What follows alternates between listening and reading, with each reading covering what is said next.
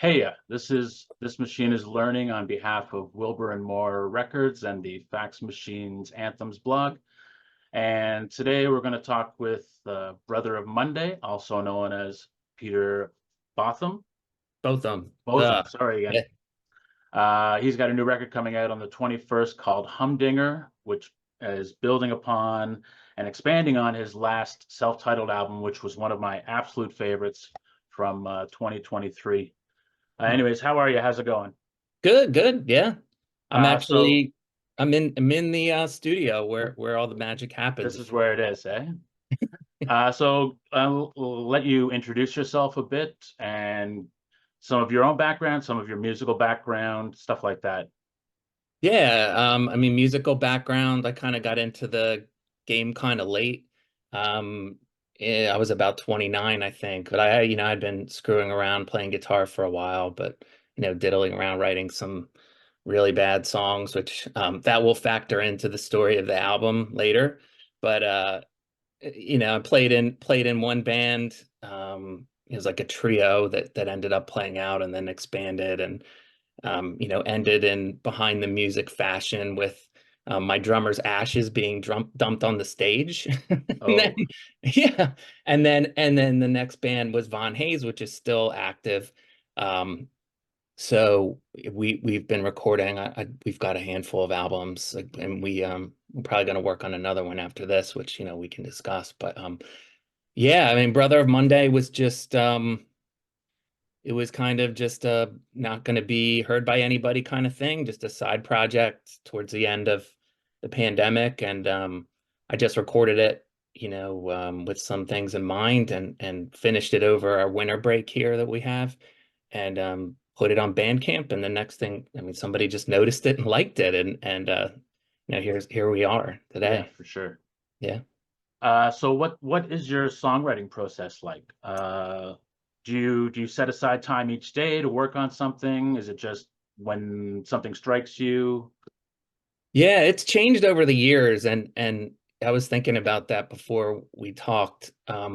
Technology, I think, and age factors into that. I think, music is a young man's game, like especially rock, and I Yeah, think that's because when you're younger, you have more angst, you're more dissatisfied, you have more energy, you do crazy things, and you write about it. yeah, for So, sure. and as you get older, usually that goes away, and there's fewer things to write about, I think, for most people. And also I just think I guess you just kind of get lamer, and you need to be more selective about what you write, and what you record. And I try to be more selective about what's going out there and it's technology. That was the other thing is I used to record on a handheld recorder when it was early in Von Hayes, and I'd rip off like 5 songs or like real quick, and maybe one or two were keepable, and would record them. And it was, for some reason, I was more productive. And now I think the iPhone is what I demo on, All right. and there's a lot that gets discarded. There's a lot of stuff on my phone that never gets used, and I don't Yeah. know why that is, but once that happens, I'll have a title, I'll have the music, and then something will just something just comes. I get the riff, and then usually it's music first and then lyrics. Sometimes it's lyrics, sometimes it's a theme. But yeah, I mean, whenever I can get down here and mess around. I know some people, I mean, not to go on too much, but some people keep just like will talk into their phone, they'll sing into their phone while they're in the car. That happens a lot. Like I was just walking my dog, and I think I came up with something that I might be able to use as a sort of hook for Oh, something. okay. Yeah, yeah. Interesting.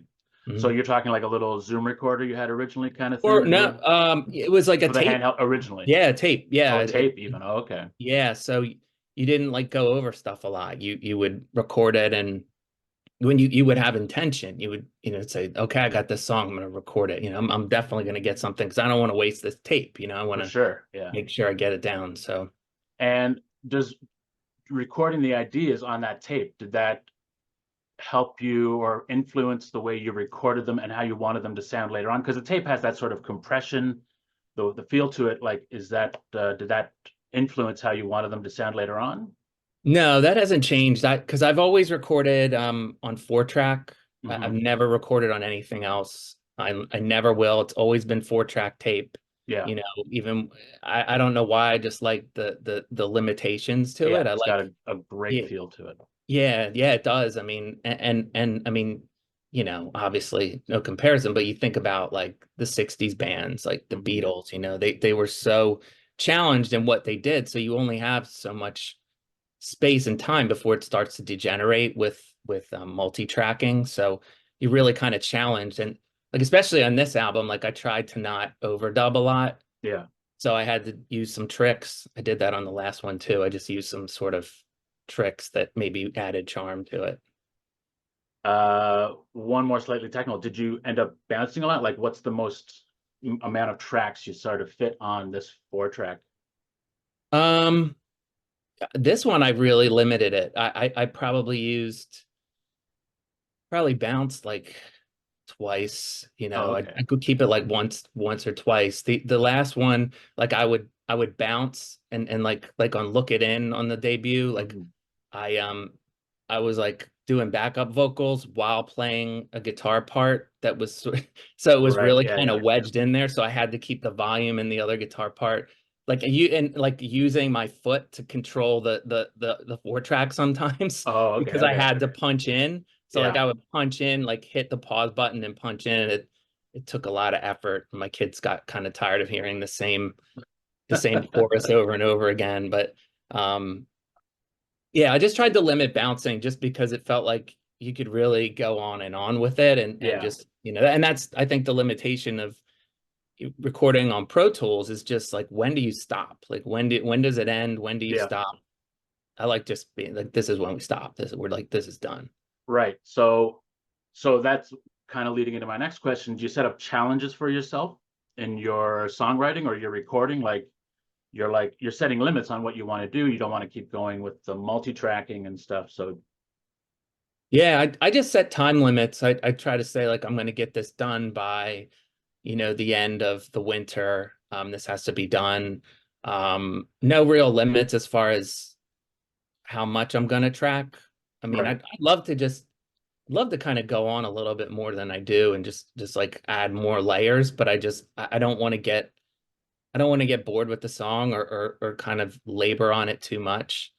Um, there was one song, it's actually kind of my least favorite on the album, but Better Done Than Good. Like I overdid that so many times. Like I overdid parts of it so many times. Like there was a bass part on the chorus where like there's a different bass that comes in and it's like a lot thumpier. And Yeah. like I would be like walking around on campus and like just oh man, I should have changed that part. And then I go home that night and change that part. It's like, why did I spend so much time on that song? But some of the mistakes and like things that leak in sounded kind of cool. Uh, so what kind of gear do you use? You say a 4 track, so you're like a Tascam 4 track you're talking, and what kind of effects are you putting on your guitar or anything like that? I just use a really cheesy multi-sound pedal, like Hmm. I think is it called a zoom pedal? I don't know, but one of those really janky sort of like I know it's what you not mean. an Yeah, yeah. expensive pedal. I'd love to have a whole raft of awesome pedals. I know when my middle kid did the backups on sick on Kittredge Farms, they used the orange pedal, the gain pedal, and it sounds really fuzzy. I use that a few times, but I don't use a lot of effects. Like Yeah. I can make it sound pretty cool with just the really really cheap pedals. A lot of my gear is cheap. Like Yeah. Yeah. I cycle through acoustic guitars a lot because I get bored with them or I think they're not right. And just so happens on this album, like I had cycled through to a really cheap Ibanez guitar, like really I thought I liked the sound, but I used it. It's really boxy. I think it kind of added to it, but that one's gone. Like I got like a guild, so that'll be on the next one. Oh, okay. Yeah. Uh, we talked before we were chatting online a bit about some of the songs in the album, and you mentioned your favorite is Book of Buck. So what makes this one your favorite? Um, That no, so going back to what I was saying about the really bad old songs, I was a lot of this album more than I thought was finding old things that like one song I actually did go back through my phone and found a song I could never finish and finished it, like the title track. Like I broke through and came up with this like what I think is like that's probably one of my favorites too, but just like I finally found a melody to go over that. So I just used the phone track, but Book of Buck, I was listening to a tape or just looking for a place on a tape to demo, and this old song called Chassis Fastener was on there. And it's really bad. And actually my friend Nathan, who plays bass on Hunting Redemption, like used to make fun of me for that song. We used to play together, and it's really bad. But I took that song, panned it way slow, and you can hear the acoustic guitar under it is that original track, and then I just played over it.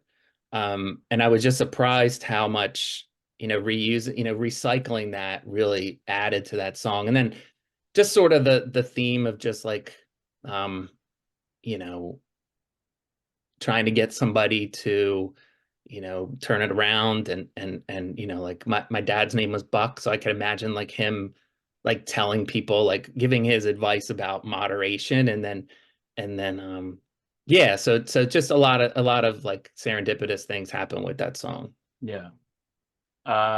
Anything surprise you? I mean, you just mentioned the title track, right? Humdingers, then you said you were able to complete it, but any songs that surprised you or pushed you into new things that you weren't expecting?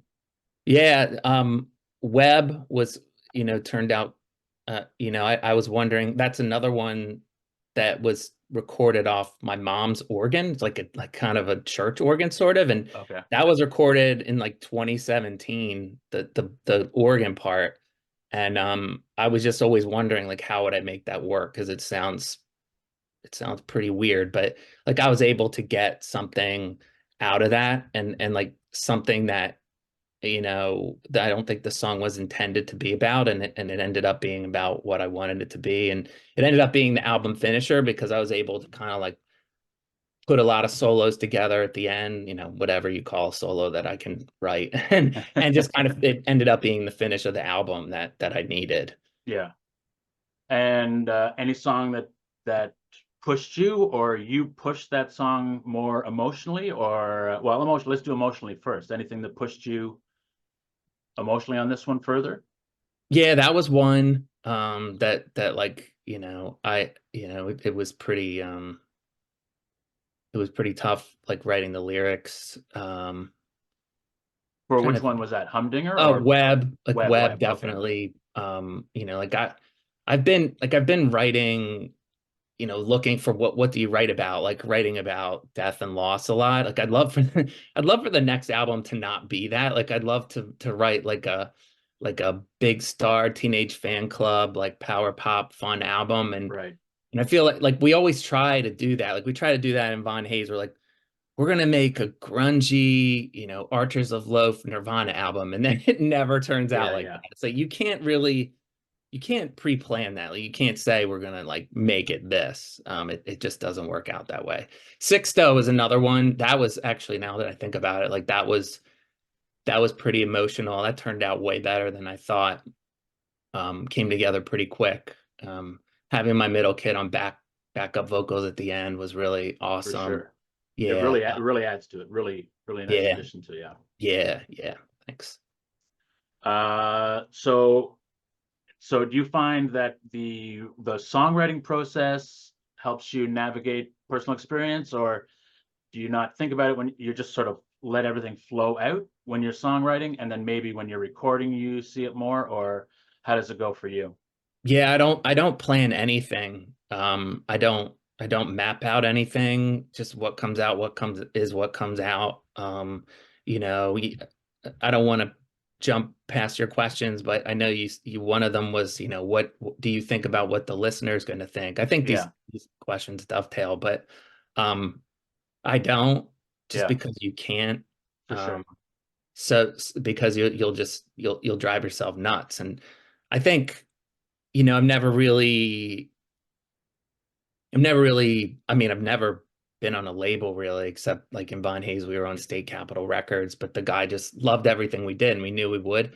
And I knew Wilbur and Moore would love what we did, but I mean, I don't know those guys that well. And like I know some people were surprised by the first album and I was too. So I didn't really know I didn't really know what I did there to make people like it. Yeah. So there was some like doubt about will people like this? And so, you know, I don't really in one way I don't care because I can't change it. It's just Right. what Yeah. comes Yeah. out and like I like it and so that's really all that matters. But like there was some doubt about like, well, you know, do I know what I'm doing? But I just did what I did. Like I don't think about what I'm going to do before I write or record it. Yeah. Did you discover any new musical influences working on this one? Anything new hit your ears and you're like, oh, I'm going to incorporate some of that now. That's pretty good. I don't think I ever was successful at sort of getting an REM-ish sound. I wish there was more to it, but I know you said you liked Every Circle Can Have Two Centers, Yeah. and I was surprised that I was able to sort of get like an REM influence, at least what I hear in sort of the verses, maybe. It was cool getting my nephew on that to play some backup guitar because he loves REM too. Um, and it's funny because that song was intended if you pick it up, like it was supposed to be about Jay Bennett from Wilco. There's Oh, some okay. references in there, like Yeah. Jeff Tweedy had fired him because he said that like a circle can only have one center, and I always think that was a tragic move to get rid of him. And then The Palace at 4 a.m. was one of his albums. Like I'm just a big fan of Jay Bennett and so I thought and I thought like I want this to sound like Wilco at first, but then it ended up just like I think I want to try to incorporate some of the things I really love about REM into that. Let's see here. So, uh, going back a little bit, is there a theme you're seeing across all your work, like your own solo work, or is there a theme that connects into Von Hayes or any other work like that that you're seeing a lot of? Yeah, it's just like I've said, I mean, it's always it's always melancholy stuff. Like that's what it's always been for me. And I have had some that got into like a poppy fun territory. I feel like when I do that, the songs have less meanings. I probably veer more into writing like, Bob Pollard or Sid Barrett or Robin Hitchcock, right? Like just write it sounds like I know what it means, but Yeah. I don't think other people would have any idea what it means. Like it's just nonsense that is more fun, but it when I'm really in my stride, it's more melancholy with like, minor chords. C sharp minor is like I overuse that chord way too Nobody much. wants to I love write a that song when chord. they're happy, you know? Nobody Yeah. wants, they want to Yeah, enjoy that yeah. being, I'd really like to challenge myself to get over the themes of, like loss and like self-doubt and you know, the worst things that can, make you sad. Like I don't want to be sad in my music right, anymore. right, right. But I But mean, that's yeah. from a listener's point, I mean, you don't really get that. It doesn't, I don't think it sounds as sad as maybe you might think. Hmm. I mean, you can see it in the lyrics when I was looking them over and stuff, but the sound is pretty upbeat and joyous and happy. Yeah. So if you're getting some of that across for sure. Yeah. Thanks. Yeah, like better done than good. Like if you listen to that, I was thinking to that song and like the outro, like it all sounds like a victorious song. Yeah, yeah, Then you listen to the lyrics and it's like I screwed up, I messed up, I botched this one. It's like it just sounds so funny. It's like it could be different words, but that's just again, like that's how it came out. Like I thought that yeah, was funny to have that, or just interesting to have that juxtaposition of here's this like victorious kind of, you know, power pop song with like not matching lyrics at all. Just right. Yeah, yeah. yeah. So what are you working on now? Are you working on a Von Hayes or your own stuff?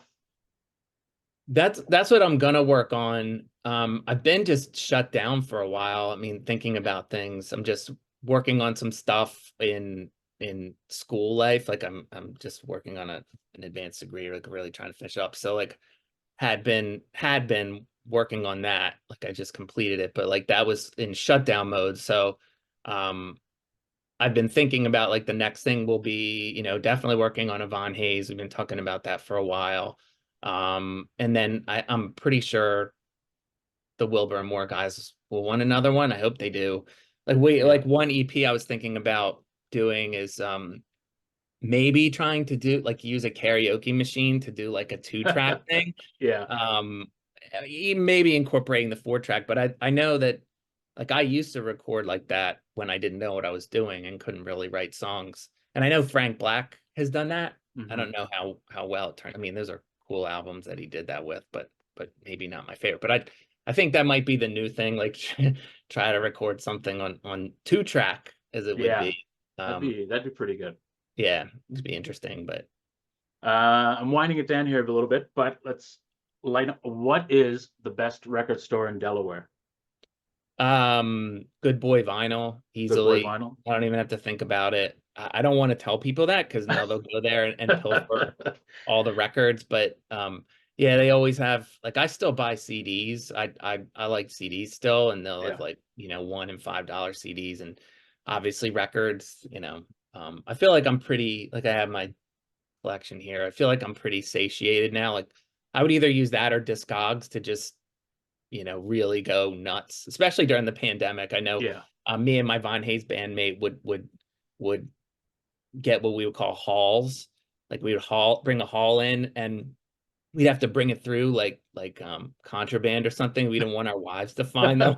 Like they're at a haul shows up on our step, and we'd have to get there before they get the mail and just like Yeah. hide it away, and then hope they didn't see it on the bill or whatever. Yeah. So Yeah. yeah. Okay. I mean, that's about it. But so where can you're on Bandcamp? Do you have your own Mhm. site? Um, well, Wilbur Moore has a site. There's Yeah. Bandcamp. They have me on like using it's on Spotify and YouTube and all that Awesome. stuff. Yeah. But I it's out there. It's kind of like the first album. Like I hope people hear it. I hope people like it. It's more important to me that the the people who need to hear it. Like Yeah. not trying, don't care about getting famous or anything like that. I don't have any illusions of that. I just I like the people who need to hear it or want to hear it get to hear it and are into it, and beyond that it's all gravy. Yeah. For sure. Yeah. Well, I mean, that's about it, man. Yeah. All right, Thanks. thanks.